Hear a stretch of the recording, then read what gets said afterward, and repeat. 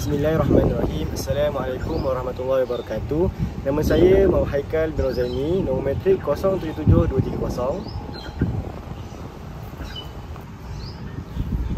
Assalamualaikum, saya Muhammad Abu Zaifal bin Ahmad, nombor metrik 078187.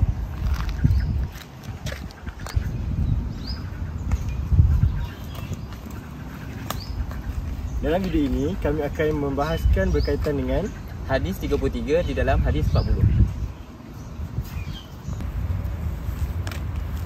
Best ke angin tasik je ni lah. Jap, mana duit aku kan? Weh, mesti budak tadi tu curi duit aku. Panas nak kena pergi cari lah budak tu. Okay tak? best juga main benda ni.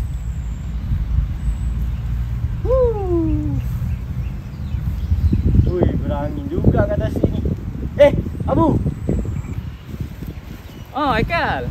Haikal, kau buat apa ni? Aja main bosan-bosan petang. Ya, dah ni aku ada masalah ni. Ui, masalah apa tu? Duit aku hilang. Lepas tu aku macam expect ada budak tadi tu lah, dia curi duit aku lepak dengan dia tadi. Oh, dia je ke adik kat situ? Aku dengan dia je. Tak boleh, kau kena ada bukti kalau dia ambil. Dah, tapi nak tunggu siapa lagi? Aku ada satu cara. Kau kena dengar hadis ni. Okey, jadi saya akan bacakan hadis yang 33 daripada hadis 40 tersebut. Hadis tersebut berbunyi, An Ibni Abbas radhiyallahu anhuma anna Rasulullah sallallahu alaihi wasallam qala law yu'ta an-nasu bid'awahum ladda'a rijalun amwala qaumi wa dima'ahum lakinil bayyinatu 'alal mudda'i wal yaminu 'ala man ankar. Hadisun hasan rawahul Baihaqi wa ghairuhu hakadha wa ba'duhu fi sahihain. Yang bermaksud daripada Sayyidina Ibnu Abbas radhiyallahu anhu bahawa Rasulullah sallallahu alaihi wasallam bersabda, sekiranya sesiapa sahaja dibenarkan tuntutannya berdasarkan dakwaan semata-mata, nescaya ramai orang akan menuntut harta orang lain dan balasan terhadap nyawa. Akan tetapi pihak yang mendakwa mesti mengemukakan bukti dan pihak yang menafikan dakwaan pula mesti bersumpah. Hadis hasan diriwayatkan oleh Imam Al-Baihaqi dan imam yang lain seperti lafaz yang dinyatakan. Sebahagian lafaz hadis ini diriwayatkan dalam Sahih Al-Bukhari dan Sahih Muslim. Okay, baik. Seterusnya saya akan mensyarahkan berkaitan dengan hadis 33 yang telah dibacakan oleh saudara Abu. Okay, seperti yang kita tahu, hadis 33 telah menerangkan berkaitan dengan prinsip keadilan dalam Islam. Hadis ini merupakan asas penting dalam sistem kehakiman Islam. Dia menetapkan bahawa bukti diperlukan daripada pihak yang mendakwa sesuatu, dan jika tiada bukti, pihak yang menafikan hanya perlu bersumpah. Okey.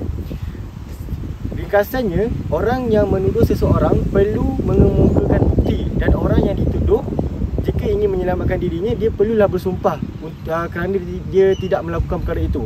Okey. Larangan menerima dakwaan tanpa bukti. Nabi SAW menegaskan bahawa jika semua dakwaan diterima tanpa pembuktian, maka kezaliman dan ketidakadilan akan berleluasa.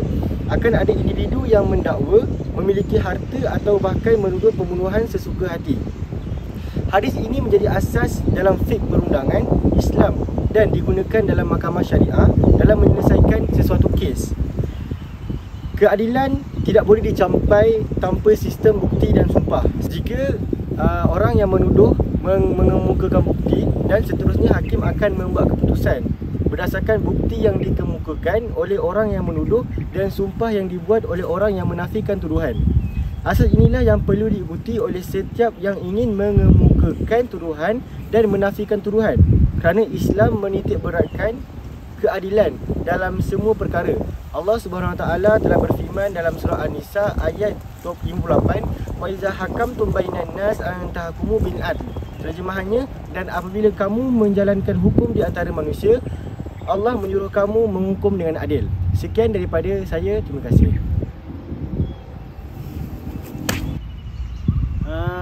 Macam tu. Kan ustaz tu cakap, kalau kita nak tuduh seorang, perlukan bukti. So lepas ni kau dah tahu Dah tahu lah. Okey, jom. Okey, itu saja video daripada kami menerangkan berkaitan dengan hadis 33. Kami harap apa yang kami sampaikan dapat memberi manfaat kepada orang yang mendengar dan orang yang melihat. Yang baik datang daripada Allah SWT, yang buruk datang daripada kami sendiri. Tapi hakikatnya kedua-duanya datang daripada Allah SWT. Jadi itu sahaja daripada kami.